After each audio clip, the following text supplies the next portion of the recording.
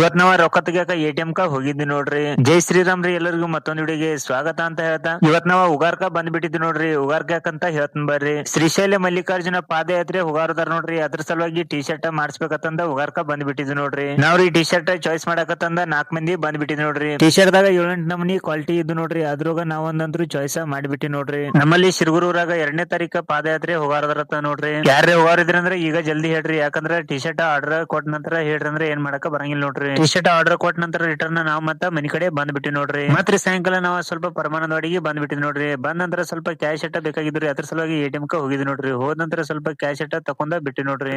ATM ಗಳೊಂದ ಎಲ್ಲಾ ಕಡೆ ಆಗ್ಬಿಟ್ಟ ನೋಡ್ರಿ. ಅದೊಂದ ಬಾಳ ಅನುಕೂಲ ಆಗ್ಬಿಟ್ಟತ್ರಿ. ರೊಕ್ಕ ತೆಗಿಬೇಕಂತ ಹೇಳಿ ಬ್ಯಾಂಕಿಗೆ ಹೋತಂದ್ರೆ ಸಂಜೆ ತಕ ಲೈನ್ ಹಚ್ಚಿ ನಿಲ್ಲುದೊಂದ ದಗದ್ ತಪ್ಪೈತ್ ನೋಡ್ರಿ. ದೋಸ್ತಂದ ಕುರ್ಪಿ ಒಂದ ಬಾಯನ್ ಸುದಿತ್ತ ನೋಡ್ರಿ. ಅದ್ರ ಸಲುವಾಗಿ ನನ್ನ ಕರ್ಕೊಂಡ್ ಹೋಗಿದ್ ನೋಡ್ರಿ ಪರ್ಮಾಟಿಗೆ.